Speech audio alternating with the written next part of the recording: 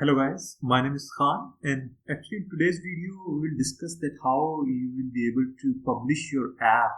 So what does it mean by publishing it is your app that once you publish your app you can share the link with other users, and then they don't need to have R in their computer. They will be using it like a web page. So I will start in this video. We will mainly discuss that how you will be publishing your app, but before that I will like to show that how you can add a counter which will be counting that how many people viewed your app. So we will start by making that counter, and then after that I will show you how we will launch the app. So I will be using my code file that I have used in my previous video. So I will open it up. So this is the code file that we have created. I will open it into a separate window so that you guys can able to see it properly. So this is the very basic code file that we have created. I will Control A. I will execute it first to show what it's doing. So actually this code file was about that how you can format things, how you can create nested rows, nested columns in R Shine. So what I will do, I like to add a line below this table that okay, so if the people view this app, there will be a title here or text here which will be saying that the number of people viewed the app 1, 2, or 3. It keeps on increasing as the people keeps on viewing my app. So let's see how we can do it. So the first thing is that I will start with the server. Currently in our server we don't have anything. So I will start with creating an output ID dollar, and my ID I will be named this as count. I'm doing double T just to make sure that R don't get confused with the count function. And after that, what I will be using a render text function, and within the render text I will be using the if condition, because for this counter I will be creating a R data file. So what I will do, I will be saying if there is no file exist. So what is the file? So I'll be just naming it as my counter dot R data. You can name this file whatever you want, so it's not necessary to be counter or my counter. And then I'm saying that if this file don't exist, then create an object named as counting and make it equal to 0. And then after creating this object, I will be saying save it to so I will be saying save this counting object into my this. I will name the file save this my counter.data.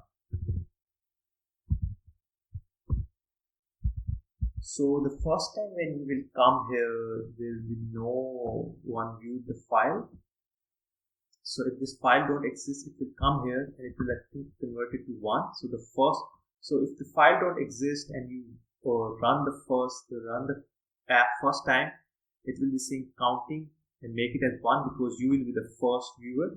And then save this file, and then I will close the bracket, go closed here. So as you can see, this is the brackets closing for this if condition, and then I'm saying else if this file already exists. So this file will already exist for those viewers who are viewing after the first time. So the people who are so if someone is viewing the app after 2 or 3 viewers, so this file will exist. This file will not exist for the first viewer. So I will be saying else. What are the statements I want? So else I will be saying if file already exists, then load the file.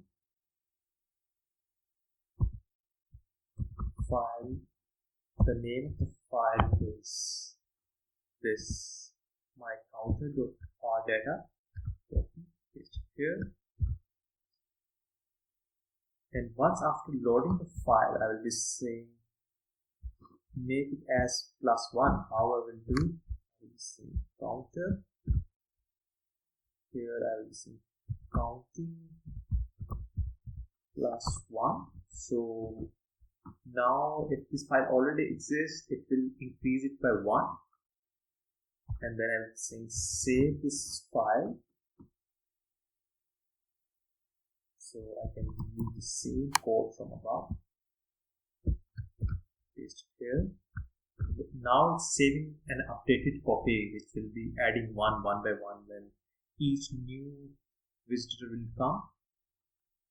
And here the thing is that I also want to show, I want to paste something in my dashboard that how many people viewed this app. For that I will be using a paste function. And here I will be stating number of people viewed the app. Space, and after that I will be mentioning this counting. So it will tell us that how many people viewed our app here. But here I will also copy this thing here again, and I will also mention it within when the file didn't exist and we are saving it the first time, because the first viewer will also come to know that he's the first viewer here. So let's run this app, but before running this app I also have to put it into the output text that. So I will be going to my user interface and I will be mentioning here a text output, and here I will be mentioning my output ID, which is count.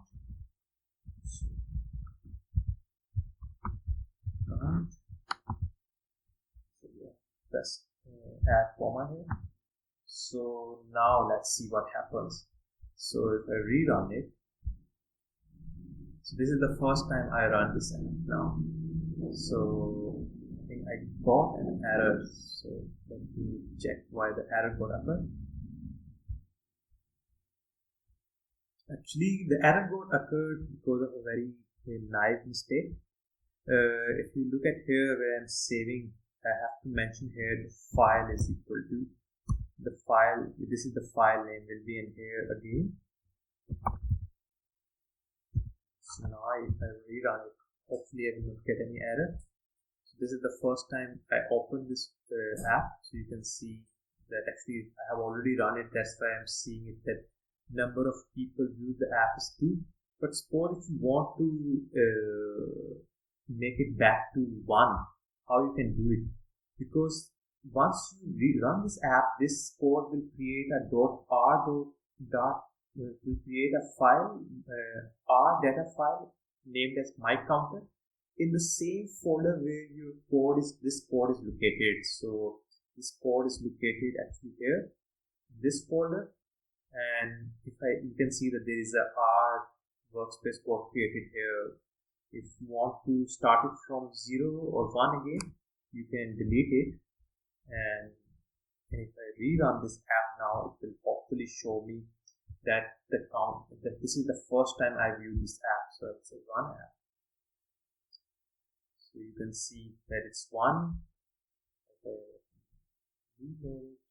It's 2, it's 3, it's 4. So that how many times you viewed the app, it keeps on increasing. So this is the way we have created a counter for your app, that how many people viewed your app. So let's see, the next thing is that how to publish your this app in a web form. So if you guys look at in the right corner, there is an option publish. So I'll say publish. I'll say publish application. So connect publishing account. So I have deleted my account to show you guys that how you can launch Shiny apps. So connect app, I will be using this option, Shiny apps IO. So it will be seeing that paste your account connection here. So before that you need an account, and here is saying need a Shiny app account. Yes, get started here. So this is the first time. So I will be saying sign up. I will be using my Google account. You can also use some other accounts if you have. So I'll just sign up with Google. So I will give the permission.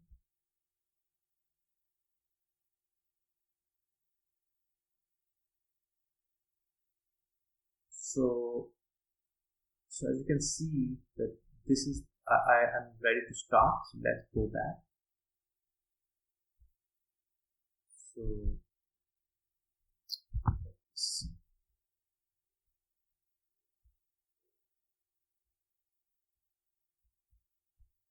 Actually, I have to give an account name here. So let's try.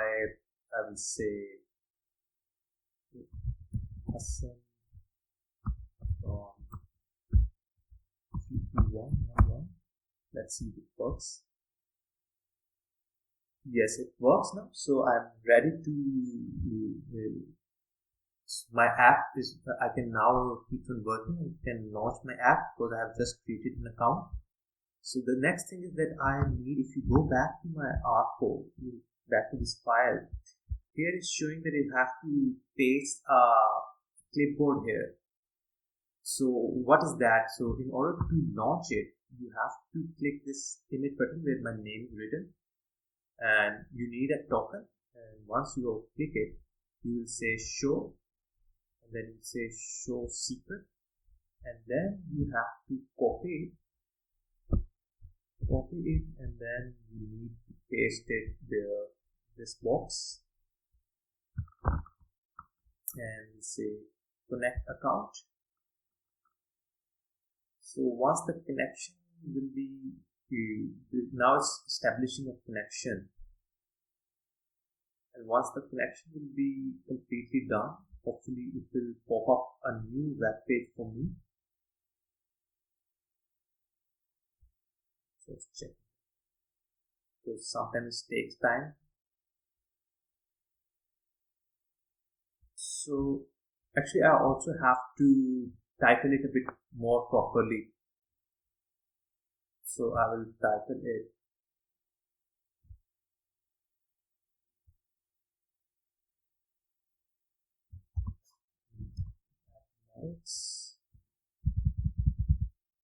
getting an error because of the title must contain 3 to 64 alphanumeric vectors. So let's remove the spacing. Yes, I think the issue was because of the spacing. So let's say if I publish it now. Let's publish anyway. So as you can see now, start preparing to publish it, and it will deploy my app.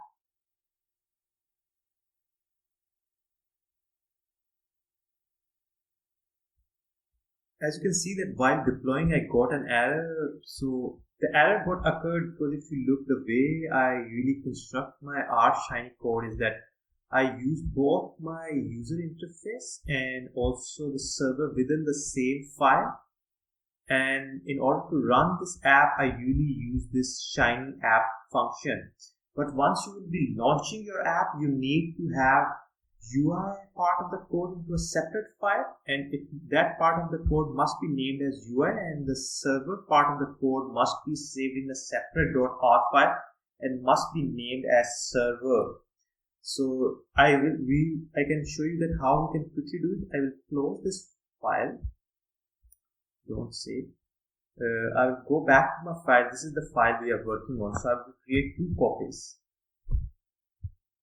Paste it 2 times. So I will name it as, the first file will be named as UI, and the second will be server. And after that, what I will do is that I will open each file, and in UI I will keep only the UI part of the code. So I will just open it to a separate window, and once it open up, so this is my UI part going on, and then the server part going on. I don't need this server part here in UI.R. So I will delete it, save it, and move to my second file, which is server. I will open it up here, and I will just delete the UI part from this server.r file. And also I don't need this thing. So everything is fine. Now if I read on it, run app, you can see that it's creating the dashboard, and now I want to publish it. I've already created an account, and so I'm using these 2 files. I have selected these 2 files, so I will say publish it. So as you can see that it's now rendering it. So in this part of the code, we were not using any data set. So suppose if you are also using any data set, you also have to opt UI.r file, server.r file, the data file that you have used in both UI and server.r files in order to publish it on R-Shiny. So it will take a bit time. So if I take back to my folder, so we have server.r file, UI.r file. I haven't selected this file because when the code will get run, this file will automatically get created. But suppose if I am using some data or calling some data in my server.r file or UI.r file, then I must have to select the data files too with this server and UI file. So you can see that my the launch get published, and this is the link that you can share it with other users too, and it will work as a web page. So as you can see that how easily we able to make a web page through Shiny. Thank you for watching the video.